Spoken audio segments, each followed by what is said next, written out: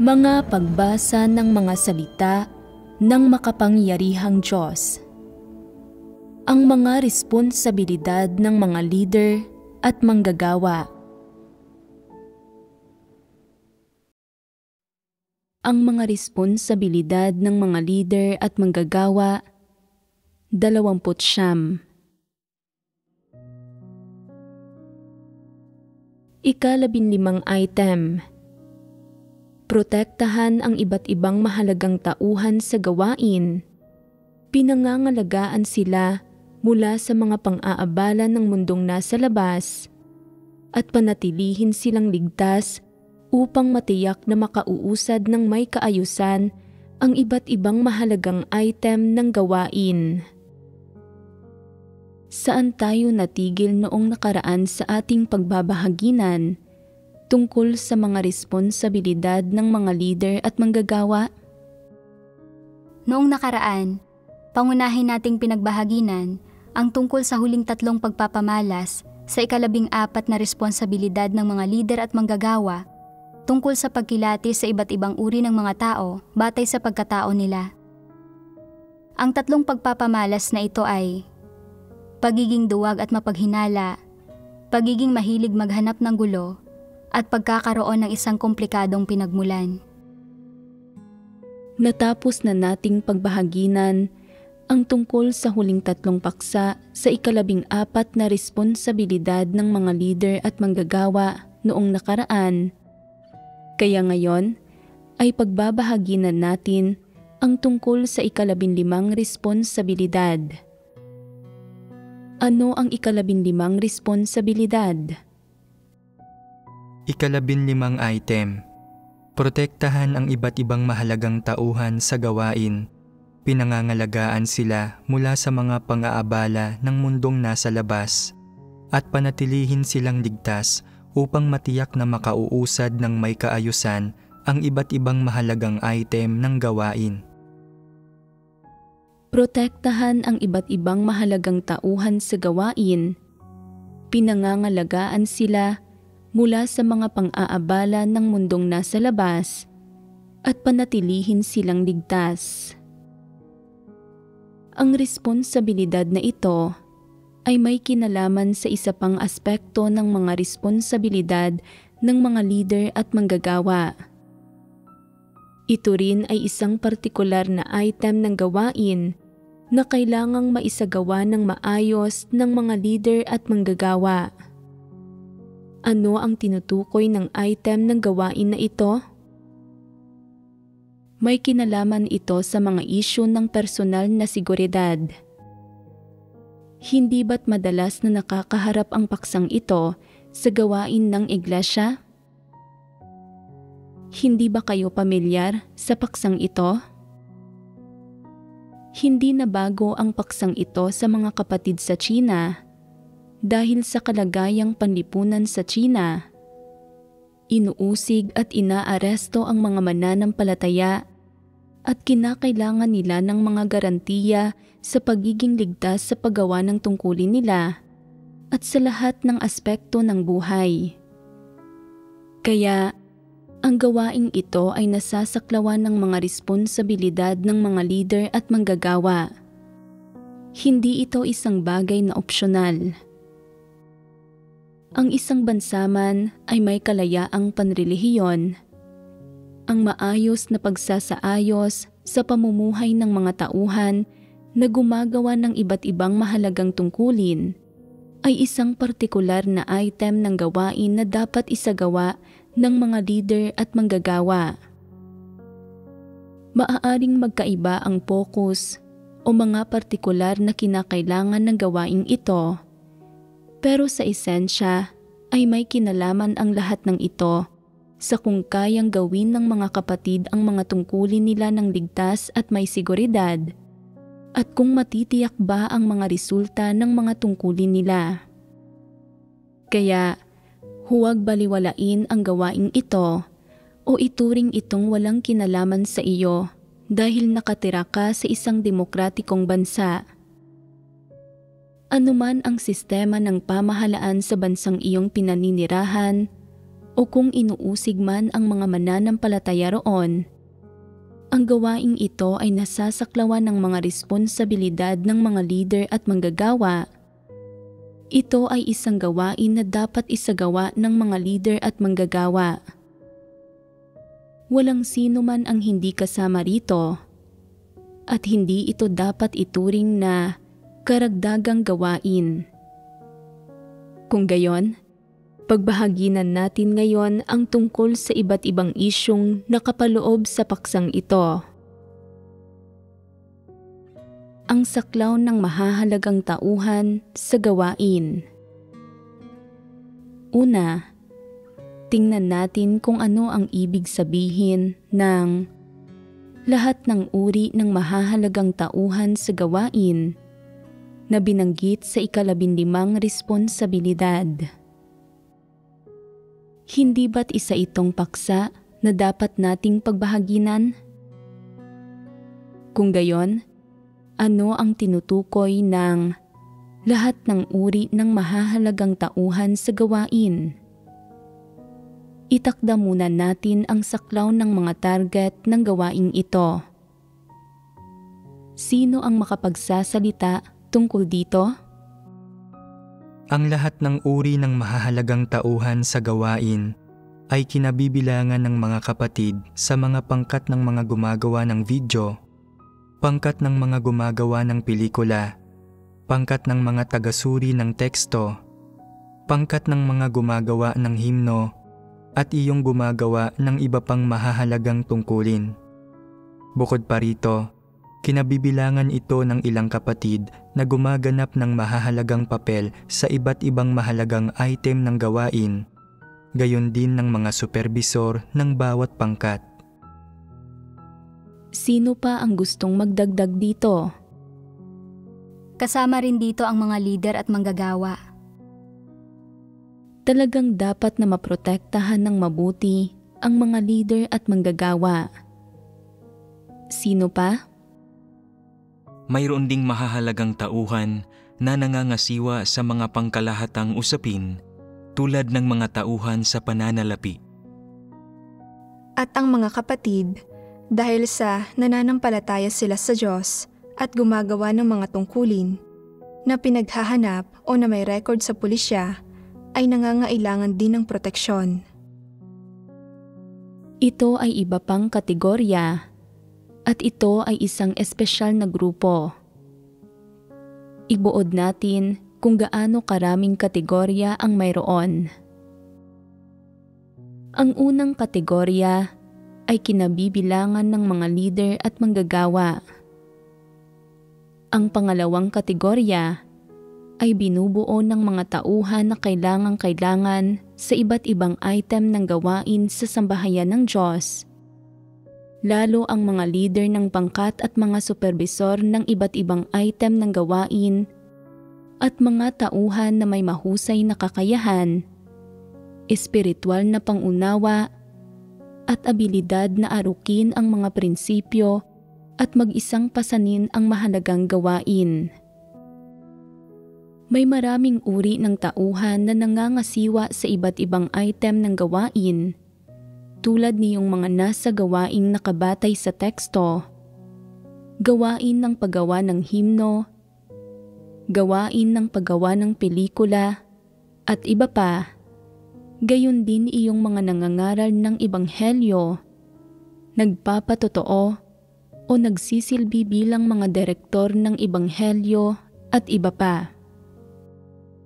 Bukod pa rito, kinabibilangan ito ng mga tauhang nangangasiwa sa gawain sa pananalapi, pag-iingat, at mga panlabas na usapin. Ang mga individual na ito ay gumaganap bilang mga taga-suporta sa gawain ng iglesia at kailangang-kailangan sila. Kabilang silang lahat sa mga tauhang nangangasiwa sa iba't ibang item ng gawain. Ito ang pangalawang pangunahing kategorya. Ang pangatlong pangunahing kategorya ay kinabibilangan niyong mga nagsasagawa ng mapanganib na gawain ng iglesia.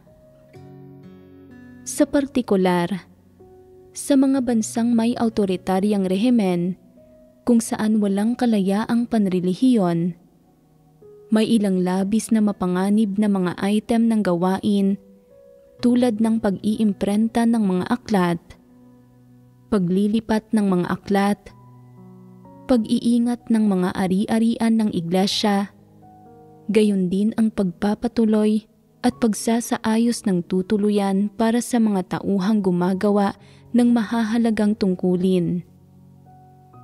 Sino pa ang kabilang? Mayroon ding ilang tauhan sa pangkalahatang usapin na naghahatid ng impormasyon sa labas. Ang mga tungkuling ginagawa nila ay medyo mapanganib din. Ang mga individual na ito ay itinuturing ding nagsasagawa ng mapanganib na gawain. Gayunpaman, ang mga taong ito ay tiyak na hindi gumagawa ng gawaing ito ng paminsan-minsan. Sa halip, dalubhasa sila sa pagsasagawa ng mahahalaga at mapapanganib na gampanin tulad ng paghahatid ng impormasyon, pamamahagi ng mga pagsasaayos ng gawain, pamamahagi ng lahat ng video, pelikula, o recording ng sermon ng sambahayan ng Diyos at iba pa. Sa mga autoritaryang bansa na walang kalayaang panrelihiyon, dapat maging malinaw sa mga leader at manggagawa kung sino-sino sa hinirang na mga tao ng Diyos ang gumagawa ng mahahalagang tungkulin at nagsasakatuparan ng mapanganib na gawain. Sa madaling salita, isang kategorya rin ang mga individual na ito ng mahahalagang tauhan sa gawain at dapat magbigay ng espesyal na pagsasaalang-alang ang mga leader at manggagawa sa pagiging ligtas ng mga ito. Hindi ito maaaring baliwalain. Ito ang pangatlong kategorya. Ang pang-apat na kategorya ay isa pang kailangang grupo sa gawain ng iglesia. Ang mga individual na ito ay nagtataglay ng mga natatanging kakayahan at kaloob tulad ng pagiging bihasa sa pangangaral ng ebanghelyo, pagbibigay ng mga sermon, pagdidilig sa iglesia, o pag-aako ng responsibilidad para sa pag-oorganisa ng mga partikular na item ng gawain. Ang mga individual na ito ay maaaring mga leader at manggagawa, supervisor para sa iba't ibang item ng gawain, o mga taong nagsasagawa ng mapanganib na gawain. Kung wala ang gayong mga tao, magkakaroon ng puwang sa mahalagang gawain na pinangangasiwaan nila at walang iba pa na makagaganap sa kanilang papel. Sa makatuwid, ang mga individual na ito ay dapat protektahan at ang pagiging ligtas nila ay dapat matiyak. Ito ay isang kategorya ng mga tao. Ang isa pang kategorya sa mga bansang inuusig ang mga relihiyon ay iyong mga pinaghahanap o may record sa pulisya dahil sa pananalig nila sa Diyos. Anuman ang saklaw ng warrant o ng partikular na gawaing isinasakatuparan nila sa loob ng iglesia, hanggat pinaghahanap sila dahil sa pananampalataya nila sa Diyos at sa paggawa ng tungkulin nila, dapat humanap ang mga leader at manggagawa ng mga paraan para maprotektahan sila. Isinasaayos na mailagay sila sa medyo ligtas na mga lokasyon para gawin ang tungkulin nila. Sa lahat ng bansang umuusig sa relihiyosong pananalig, ang pag-uusig ng China ang pinakamalala. Sa iba't ibang probinsya at rehiyon sa China, maraming tao ang inaresto o pinaghahanap at hindi makauwi. Mayroong ilang katulad na bansa sa mundo at sa bawat kontinente na umuusig sa relihiyosong pananalig tulad ng China, at sa mga bansang ito, mayroon ding mga individual na dahil sa pagtanggap sa makapangyarihang Diyos, nahaharap sa pag-uusig at hindi makauwi. Para sa mga inuusig at hindi makauwi, dapat isaayos ng mga leader at manggagawa na mailagay ang mga ito sa iglesyang may tungkuling full-time sa lalong madaling panahon. Dapat ilagak ang mga ito ng mga leader at manggagawa sa medyo ligtas na mga kapaligiran ayon sa mga lokal na kondisyon para magawa ng mga ito ang mga tungkulin nila.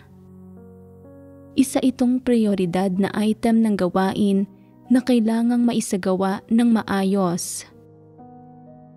Ang mga individual na ito na inaresto o pinaghahanap ay bumubuo sa ika-5 kategorya ng mga tauhan na nangangailangan ng proteksyon. May isa pang kategorya ng mga tauhang nangangasiwa sa iba't ibang item ng mahalagang gawain na espesyal.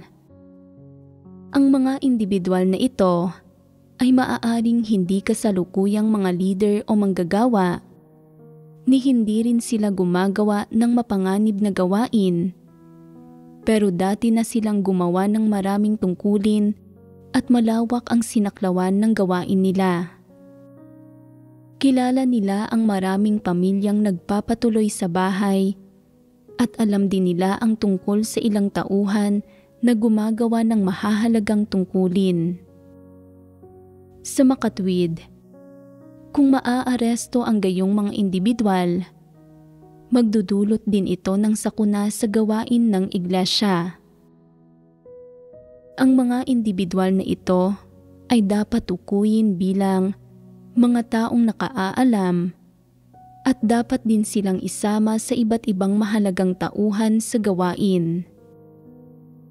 Dapat tiyakin ng mga leader at manggagawa ang pagiging ligtas ng mga ito para sa layunin na maprotektahan ang pagiging ligtas ng lahat ng hinirang na tao ng Diyos at matiyak na normal na makauusad ang gawain ng iglesia. May ilang individual sa partikular na kategoryang ito ang walang ingat. Hindi nila alam na dapat maging maingat at wala silang masyadong karunungan.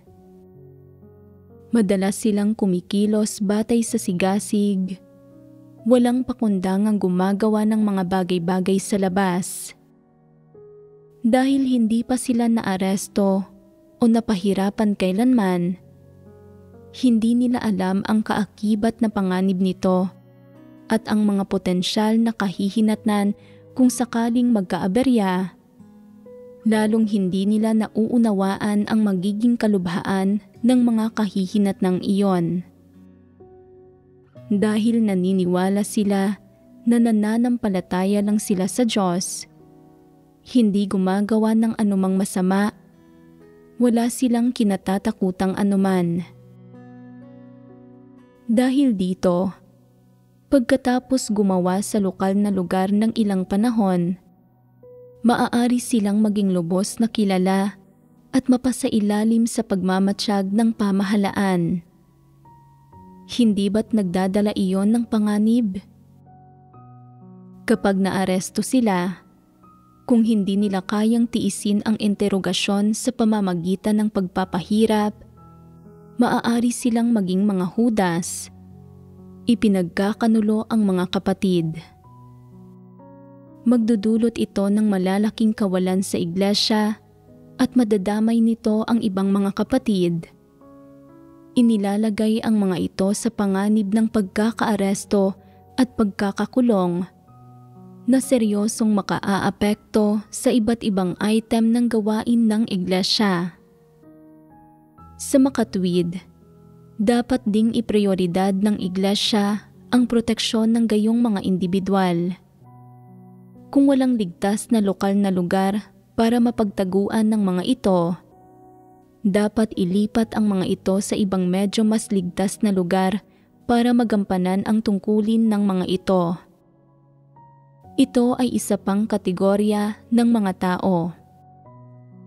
Dahil sa espesyal na kalidad ng sitwasyon nila, kailangang magsaayos ang mga leader at manggagawa ng tirahan para sa kanila, kaya kasama rin sila sa lahat ng uri ng mahalagang tauhan sa gawain. Ilang kategorya ng mga tao mayroon sa kabuuan? 6 na kategorya. Ang unang kategorya ay mga leader at manggagawa. Ang ikalawa ay binubuo ng mga kailangang tauhan na nangangasiwa sa iba't ibang item ng gawain sa sambahayan ng Diyos.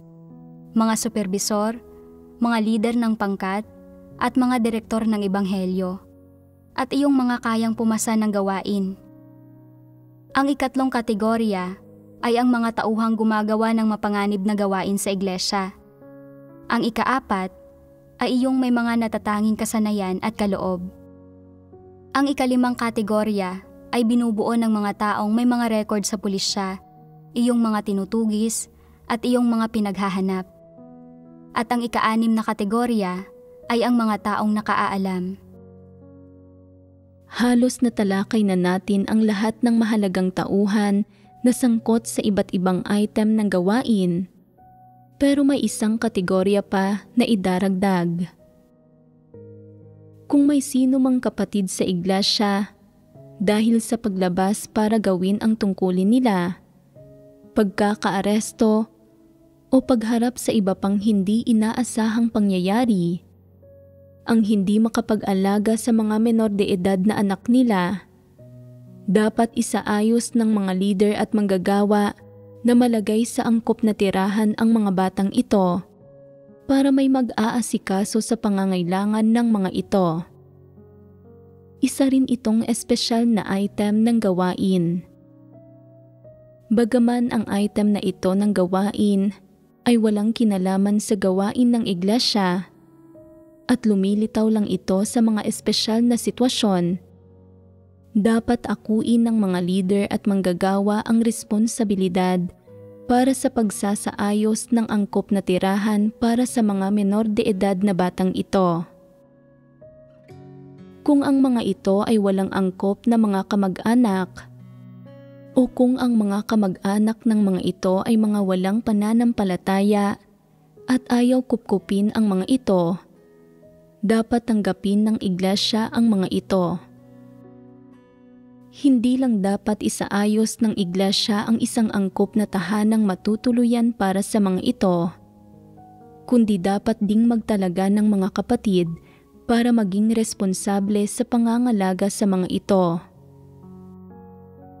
Kapag naisaayos na ang angkop na tirahan para sa mga ito, kung nananampalataya ang mga ito sa Diyos, tiyak na ideal iyon.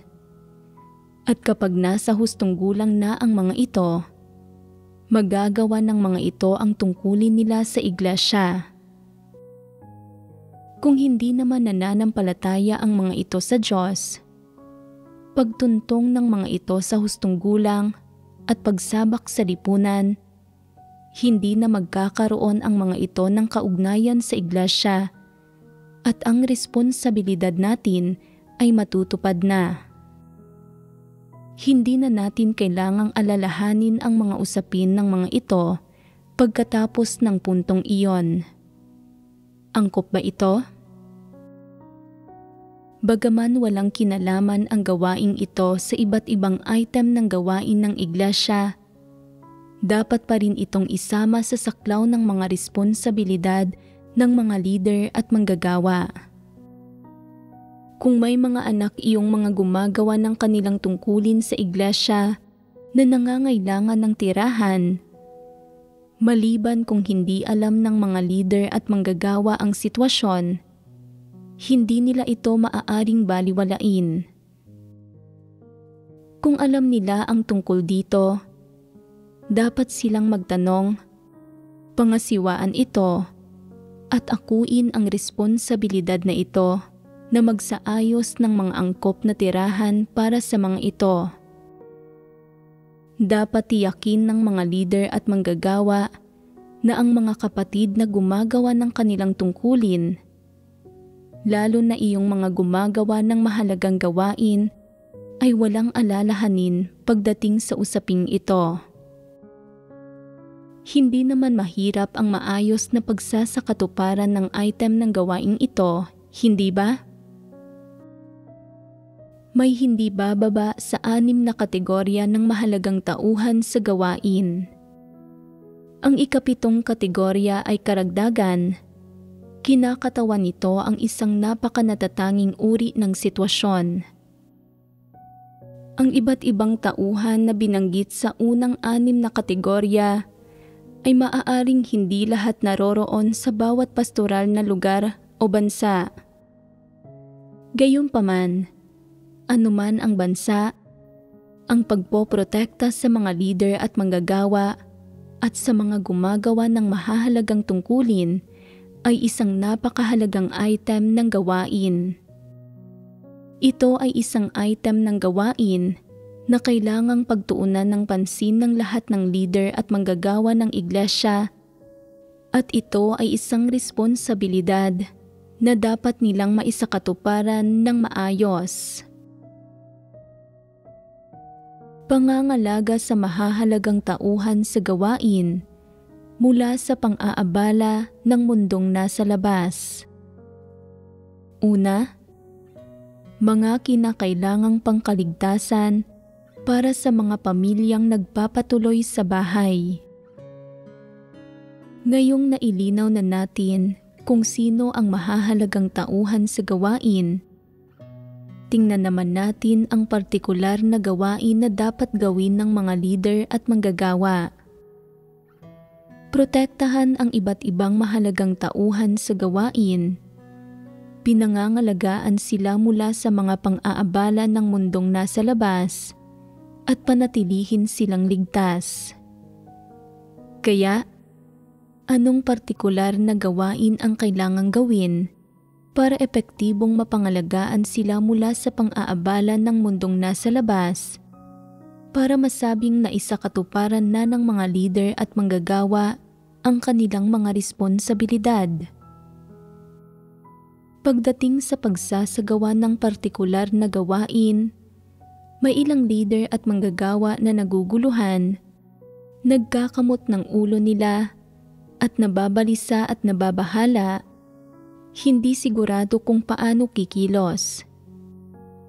May isang mahalagang prinsipyo sa pagsasaayos ng tirahan para sa mahahalagang tauhan na ito sa gawain.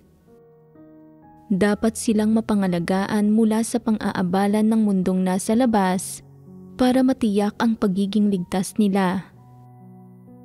Pinatiraman ang mahahalagang tauhan sa gawain sa mga tahanan ng mga kapatid o sa mga inupahang bahay.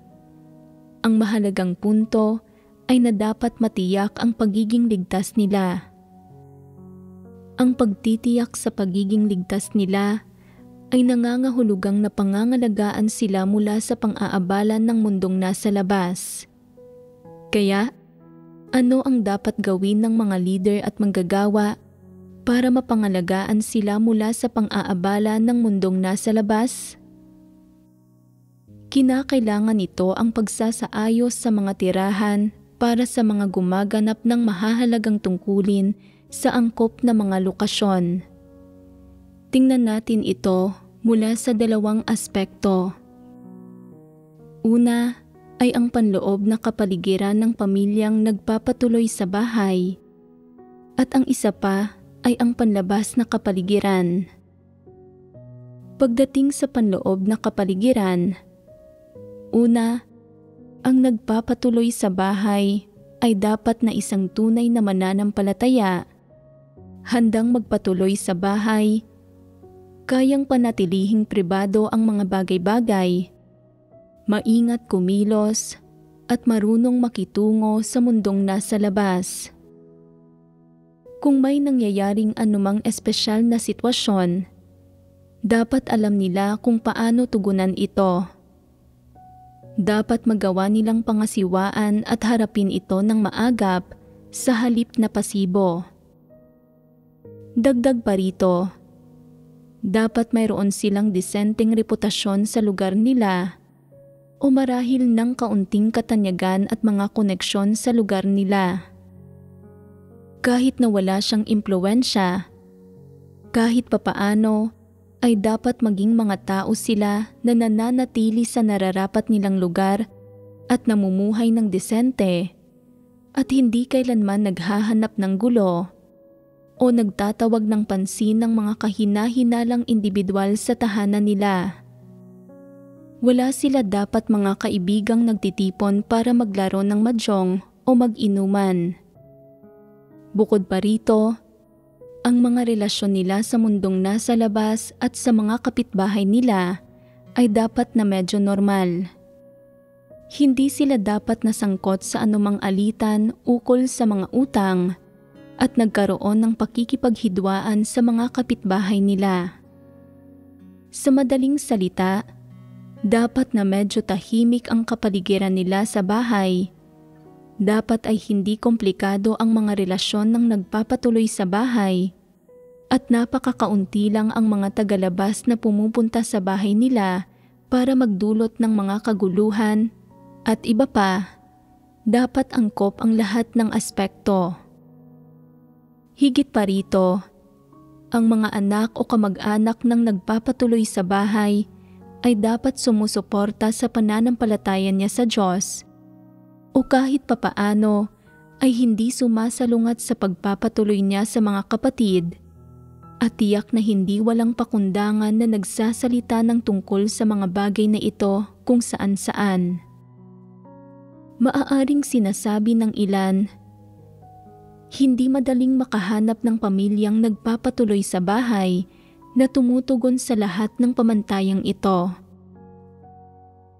Tumutukoy ito sa paghahanap ng isang medyo angkop na lugar. Hindi kinakailangang ganap na perpekto ito. Kahit papaano, dapat angkop ang kapaligirang pinaninirahan. Tahimik at walang pang-aabala mula sa labas na tumutupad sa kinakailangan ng pangangalaga sa mahahalagang tauhan sa gawain mula sa pang-aabala ng mundong nasa labas. Sa ilang pamilyang nagpapatuloy sa bahay, kahit na hindi lahat ng miyembro ng pamilya ay mananampalataya, ang taong nagpapatuloy ay may prestihiyo sa pamamahay at siyang gumagawa ng mga desisyon. Ang mga walang pananampalatayang anak o kamag-anak niya ay hindi nangangahas na mangialam sa pananampalataya niya sa Diyos o sa pagpapatuloy niya sa mga kapatid. Kahit pa hindi sila sumasang-ayon sa loob nila, hindi sila mangangahas na ibahagi ang impormasyong ito sa labas ng pamilya. Kung may mangyari talagang isang bagay, maaari pa nga silang tumulong na magbigay ng proteksyon. Sa ganitong paraan, ang mga kapatid na nanunuluyan sa tahanang matutuluyan na ito ay mananatili ring hindi naaapektuhan ng pang-aabala ng mundong nasa labas. Sa ilang kaso, ang nagpapatuloy ay mahina ang loob, natatakot na baka ilantad ng kanyang mga anak ang pananampalataya niya sa Diyos, na matuklasan ng mga kapitbahay niya ang tungkol sa kanyang pananampalataya at isumbong siya, at lalo na baka magkaaberya ang mga bagay-bagay at maaresto siya. Kapag nagsimula na siyang magpatuloy ng mga kapatid sa bahay, palagi siyang kinakabahan, hindi makakain sa maghapon o makatulog sa gabi. Ginugugol ang buong araw ng nababalisa at natatakot na parang isang magnanakaw. Sa tuwing maririnig niyang may nangyayari, tulad ng pagpaplano ng pamahalaan na magsiyasat ng rehistro ng mga sambahayan o pagpunta ng mga tauhan ng pamahalaan sa bahay niya para gumawa ng isang bagay sa ilalim ng iba't ibang kadahilanan, lubos siyang natatakot at palaging gustong paalisin kaagad ang mga kapatid para hindi siya madamay. Kapag nakita ito ng mga kapatid, dapat silang lumipat kaagad dahil ang gayong lugar ay hindi angkop para sa pagpapatuloy. Magagamit lang ito bilang isang pansamantalang tuluyan sa loob ng ilang araw. Kung ang mga anak, kamag-anak o kaibigan ng nagpapatuloy ay masasamang tao na kapag nalaman na tumatanggap siya ng mga mananampalataya ay maaaring dumating para manggulo o magsuplong pa nga ng mga kapatid sa pulisya, napakamapanganib nito.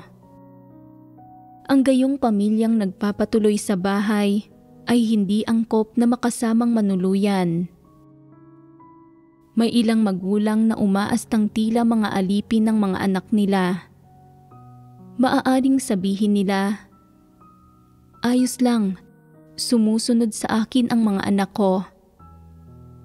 Pero ang totoo, ang pagsunod ng mga anak nila ay nakadepende sa sitwasyon.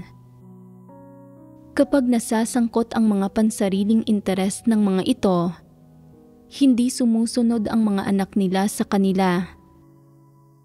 Ang gayong tao ay hindi maglalakas loob na ipaalam sa mga anak niya na nagpapatuloy siya sa bahay niya ng mga kapatid. Kung natuklasan ito ng kanyang mga anak o kamag-anak, tiyak na paaalisin ng mga ito ang mga kapatid at walang magagawa ang nagpapatuloy para pigilan ang mga ito. Wala siyang huling desisyon sa sarili niyang pamamahay. Ang gayong tao ay hindi angkop para magpatuloy sa bahay niya. Maaaring may pagnanais siyang magpatuloy sa bahay niya, pero wala siyang tapang na gawin ito. Maglalakas loob ba talaga ang isang duwag na magpatuloy sa bahay niya? Kung hindi mo matitiyak ang pagiging ligtas ng mga kapatid, hindi ka angkop para sa tungkuling ito. Hindi ka dapat magboluntaryo para dito at huwag kang magbigay ng mga hungkag na pangako sa mga leader at manggagawa ni hindi mo dapat tanggapin ang tungkuling ito. Kung isa sa ayos ng mga leader at manggagawa ang tirahan ng mga kapatid sa ganitong uri ng pamamahay para sa pagpapatuloy sa bahay, sa palagay ba ninyo ay angkop ito? Sobrang hindi ito angkop. Huwag ipadala ang mga kapatid sa malaking panganib. Maaaring lubhang ligtas na naninirahan ang mga kapatid sa ibang lugar. Kung isa sa ayos mong patirahin sila sa tahanan ng taong ito, kung saan ang mga anak o kamag-anak ay mga walang pananampalataya, at maaaring iulat sila at dalhin sa pulisya ng mga ito sa sandaling malaman ng mga ito na may mga mananampalatayang nananatili roon. Sa gayon, ay nailalagay sa panganib ang buhay nila. Hindi ba't mapapahamak ang nagpapatuloy na iyon? Kung handang ipagsapalaran ng nagpapatuloy ang buhay niya para protektahan ang mga kapatid sa gayong mga sitwasyon, at kayang epektibong matiyak ang pagiging ligtas ng mga ito, at kung karaniwan siyang nagpapakita ng mahusay na karunungan, ang pamilyang ito na nagpapatuloy sa bahay ay maaari pa ring maging isang angkop na pagpipilian. Gayunpaman, kung hindi niya kayang ipagsapalaran ang buhay niya para protektahan ang mga kapatid, at kung wala siyang solusyon at umaatras lang na parang pagong na ikinukubli ang ulo nito sa loob ng talukab nito, kapag nagbabanta ang mga walang pananampalataya sa pamilya niya na iuulat ang mga kapatid at dadalhin ang mga ito sa pulisya, hindi pinoprotektahan ang mga kapatid at pinahihintulutan lang ang mga walang pananampalataya na isuplong ang mga ito. Kung gayon, ay hindi angkop ang sambahayang ito para sa pagpapatuloy sa bahay. Kung pansamantalang manunuluyan doon ang mga kapatid ng ilang araw, at pagkatapos ay lilipat kaagad sa isang angkop na lugar sa sandaling may mahanap na lugar, medyo mapagtitiisan lang iyon. Hindi magiging angkop na manuluyan ng pangmatagalan sa gayong tahanan para gawin ang tungkulin nila. Kahit papaano, ay dapat na magawang protektahan ng host ang pagiging ligtas ng mga kapatid Ito ay isa sa mga kinakailangan para sa isang host. Para sa mga gumagawa ng tungkulin nila para maiwasan ang pang-aabala mula sa mundong nasa labas. Una, dapat na angkop ang kapaligirang pinaninirahan nila. Dagdag pa rito, dapat na angkop ang mga katangian ng magpapatuloy sa bahay sa lahat ng aspekto. Ibig sabihin, dapat ay kaya niyang pangalagaan ang mahahalagang tauhan sa gawain mula sa pang-aabala ng mundong nasa labas. Kung magagawa niyang makamit ito, saka lang makapagsasaayos ang mga leader at manggagawa na mapatira ang mahahalagang tauhan sa gawain sa tahanan niya. Kung ang magpapatuloy sa bahay ay may kakaunting pananalig, walang kakayahan, at mahina ang loob, hindi makapagpasya sa sarili niyang pamamahay, at ang sino mang anak o kamag-anak niyang walang pananampalataya ay makapapasok at makapangangasiwa sa kanya, lubos itong lumilikha ng gulo.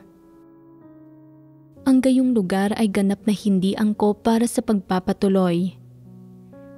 Kahit pa malaki ang bahay na may maraming kwarto, komportabling kapaligiran, at sa pangkalahatan ay may maaayos na kondisyon, hindi pa rin ito angkop para sa pagpapatuloy sa bahay. Hindi sapat ang isang angkop na kapaligirang pinaninirahan lang.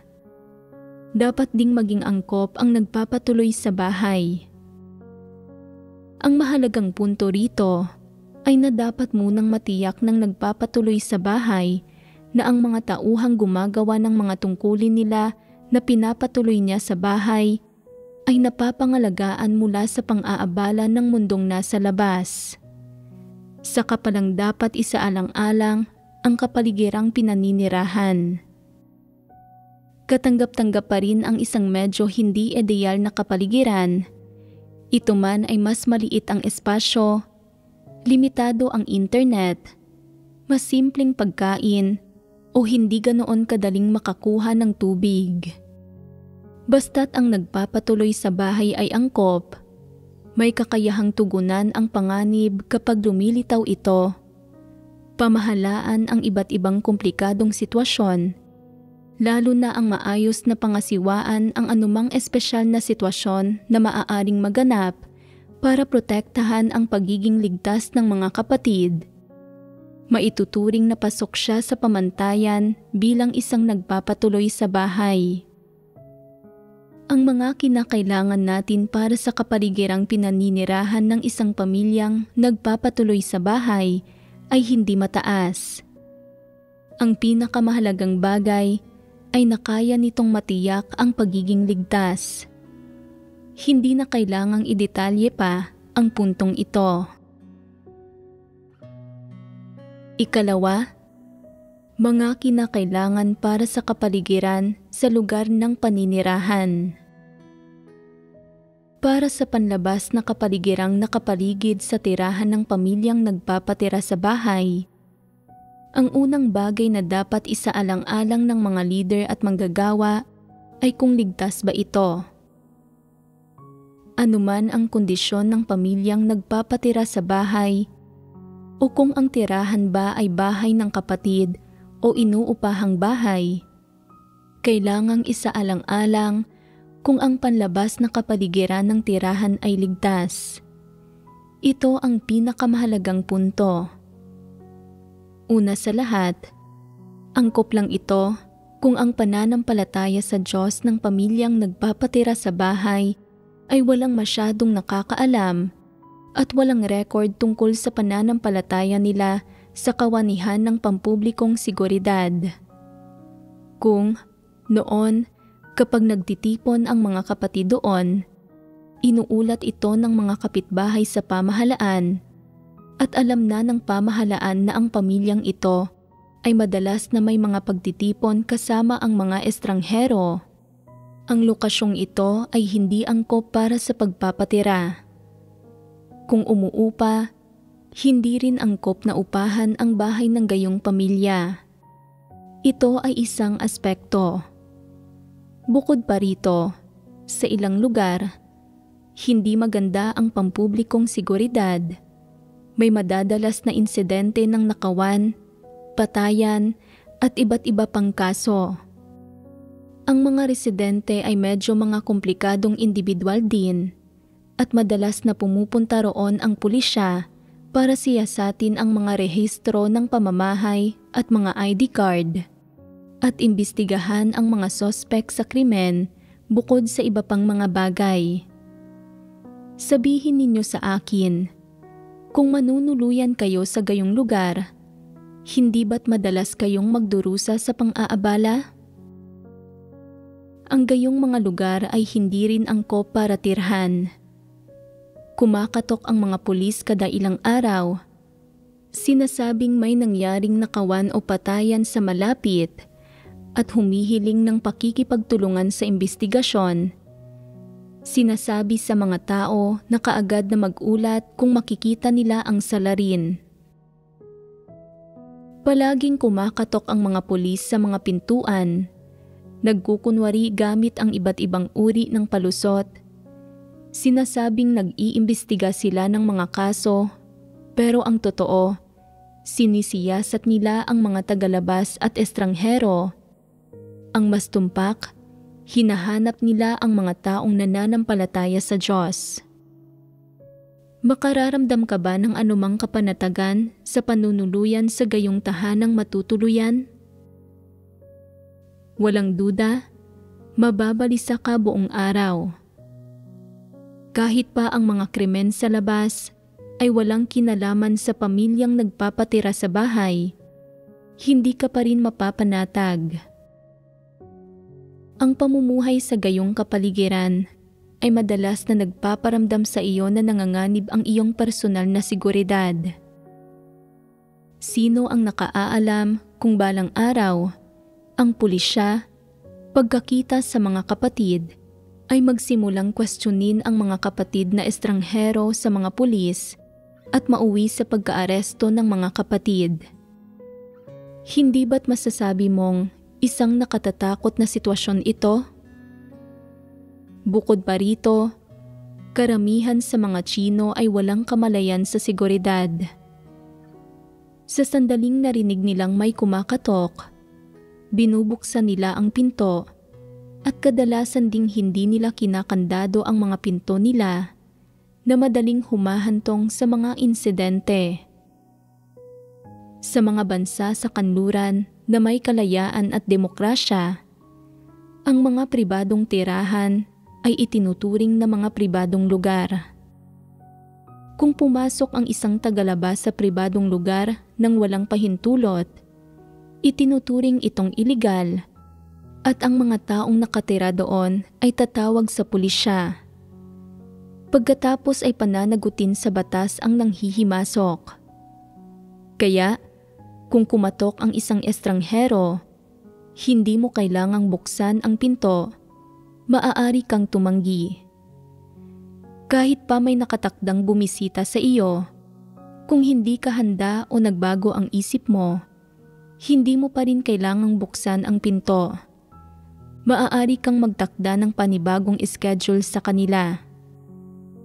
Ang mga tao sa mga bansa sa kanluran ay may ganitong karapatan. Mayroon silang ganitong kamalayan sa batas. Gayunpaman, walang ganitong kamalayan sa batas ang mga Tsino. Kapag may naririnig silang katok sa pinto, nagmamadali silang buksan ito.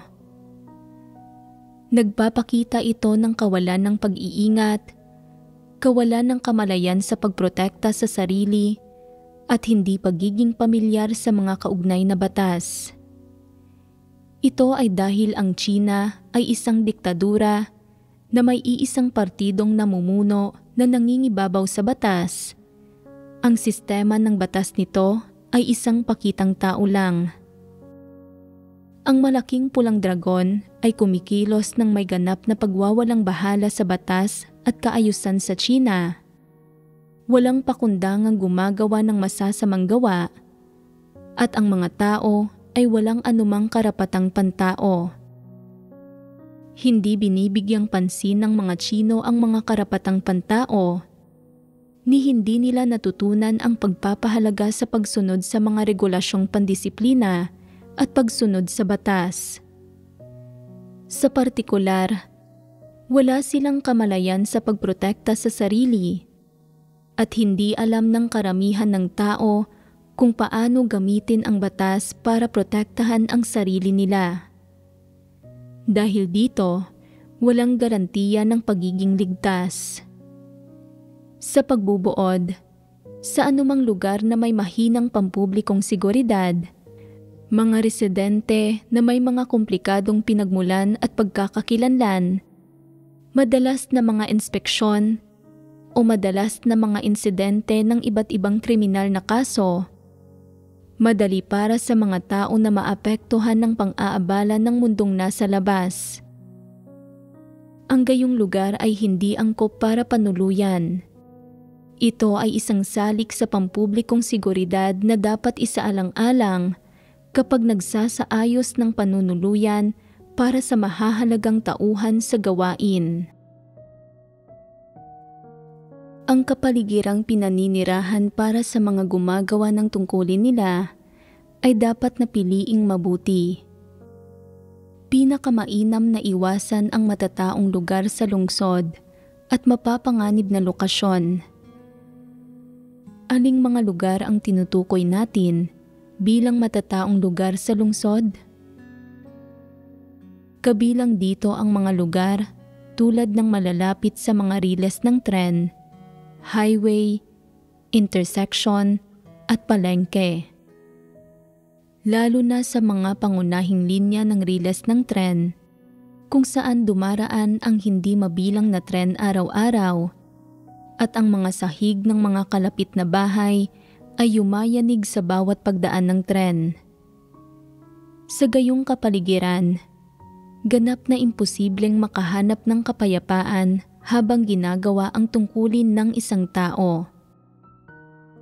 Bukod pa rito, ang ilang taong gumugol ng ilang taon sa paggawa ng tungkulin nila nang malayo sa tahanan nila ay namumuhay ng may patuloy na pagkabalisa at ang puso nila ay wala sa pinakamainam na kondisyon, kaya't lalong hindi angkop para sa kanila na manirahan sa gayong mga lugar. Kung ang partikular na gawain ay nangangailangan ng tahimik na kapaligiran, tulad ng gawaing pagre-record o gawaing nakabatay sa teksto, kahit papaano ay dapat na walang ingay na makaaabala at dapat ding matiyak ang pagiging ligtas. Magiging ideal ito. Kung walang ganap na ligtas na lugar, dapat mahanap ang isang medyo ligtas na lugar. Sa ganitong kaso, katanggap-tanggap ang kaunting ingay at hindi natin dapat masyadong itaas ang mga kinakailangan. Basta't ligtas ang kapaligirang pinaninirahan, sapat na ito. Bukod pa rito, kung ang bahay ay matatagpuan sa lugar na matindi ang trapiko, tulad ng malapit sa mga ilaw trapiko o isang intersection, magkakaroon ng di mabilang na tao at mga sasakyang dumaraan araw-araw. Ang gayong bahay ay lantad sa paningin ng maraming dumaraan at sa isang kaswal na sulyap, madaling makikita ng mga taong dumaraan iyong mga nasa loob ng bahay. Lalo na kapag nakabukas ang mga ilaw sa gabi, malinaw na makikita ang sitwasyon sa loob ng bahay. Masasabi mo ba na ang gayong bahay ay katanggap-tanggap pa ring panuluyan? Angkop ba ang ganitong kapaligiran? Tunay ngang hindi ito angkop. Ang mga taong nanunuluyan sa gayong lugar ay madalas na nagdurusa sa pang-aabala. Madalas na nakikitang nagmamasid sa kanila ang mga estranghero. Kapag nagtatagpo ang mga mata nila sa mga mata ng isang estranghero, nagugulat sila, nakararamdam ng pagkabalisa araw-araw, palaging nararamdamang minamatyagan sila. Sinong nakaaalam kung may sino mang nasa likod nito na nagdidirekta at nagkokontrol sa mga bagay-bagay? Sa palagay mo ba ay makadarama ng kapanatagan ang isang taong naninirahan sa gayong kapaligiran? Gayon din, may ilang bahay na may mababang kalidad at mahinang soundproofing. Kaya kapag nagsasalita ng malakas o nagpapatugtog ng mga himno sa loob, naririnig ng mga tao sa labas ang lahat. Bukod pa rito, may ilang bahay na nasa pinakamataas na bahagi ng komunidad. Sa ganoong kaso, hindi lang ito mas madaling tamaan ng kidlat, kundi pinahihintulutan din nito ang mga nakapalibot na kapitbahay na makita ang mga kapatid sa tuwing lumalabas ang mga ito. Mahirap para sa kanila kahit ang magbukas ng bintana paminsan-minsan para magpahangin o magpalamig. Dapat na palaging mahigpit na nakasara ang mga bintana nang nakatakip ang mga kurtina, kaya walang liwanag ang makapapasok at mas lalong mahirap ang lumabas para maglakad-lakad. Palaging nag-aalala na mapagmamasdan at mapapansin ng mga tao sa labas. Bagaman hindi sabay-sabay na pumapasok at lumalabas ang mga kapatid, sa tuwing may pumapasok o lumalabas, malinaw na nakikita ito ng mga tao sa labas.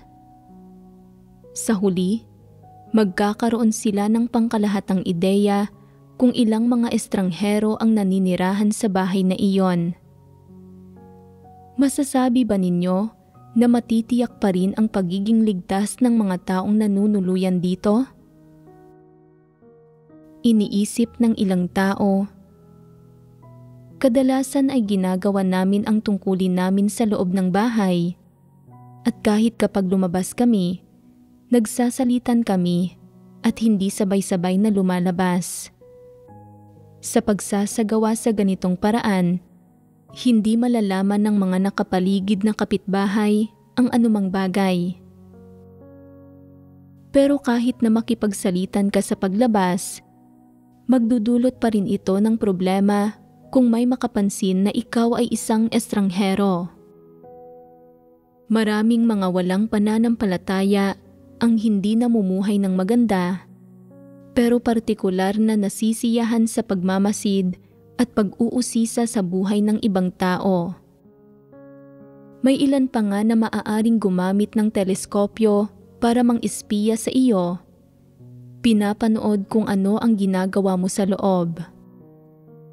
Kung matuklasan nilang may nagtitipon na mga mananampalataya, nagmamadali silang iulat ito sa pamahalaan kapalit ng gantimpala. Kapag itinuon ng gayong tao ang pansin niya sa iyo, hindi ba't mapanganib na sitwasyon ito? Kapag itinuon na niya ang pansin niya sa iyo, may anumang mabuting maidudulot ba ito? Tiyak na mauuwi ito sa iyong pagkaaresto. Sa anumang bansa o rehiyon, palaging maraming osisero. Kahit na wala silang kinikitang pera sa pagmamanman sa iyo, handang-handa silang gawin ito. Magbabayad pa nga sila ng sarili nilang pera at iaantala ang sarili nilang gawain para gumugol ng oras sa pagbabantay. At kung may gantimpala para sa pag-uulat sa iyo, mas masasabik silang gawin ito. Lalo na sa isang diktadura tulad ng China, masyadong maraming tao ang nagmamasid sa mga nananampalataya sa Diyos. Dahil tutol sila sa katotohanan at nakararamdam ng pagtutol sa mga nananampalataya sa Diyos, sa sandaling matuklasan nilang ang mga mananampalataya ay nakikisalamuha sa isa't isa o nagtitipon, iniuulat nila ito. Kung may gantimpala sa pag-uulat, nakahahanap sila ng walang sawang kasiyahan sa paggawa nito. Hindi ba't madali itong makapagdudulot ng problema sa iglesia? Kung naaabala ka sa ganitong paraan, hindi ba't dahil ito sa hindi isinaayos ng mga leader at manggagawa ang mga tirahan ng maayos? Kung ang lokasyon at kapaligiran para sa pagpapatira sa mahahalagang tauhan sa gawain ay hindi angkop dahil hindi lubusang isinaalang-alang ng mga leader at manggagawa ang mga bagay-bagay, ito ang mga kahihinatnan. Kung ang lugar kung saan nakatira ang isang tao ay masyadong nakatatawag pansin, maaaring madaling mauwi ito sa pagkakaroon ng problema. Kapag nagkaproblema na at saka mo lang napagtanto na ang lugar na ito ay hindi angkop para panuluyan, huli na ang lahat. Kaya't ang pagpili sa angkop na lokasyong paninirahan ng mga gumagawa ng tungkulin nila ay isa ring mahalagang gampanin, at ang hindi mahusay na pagpili ay maaaring madaling humantong sa panganib.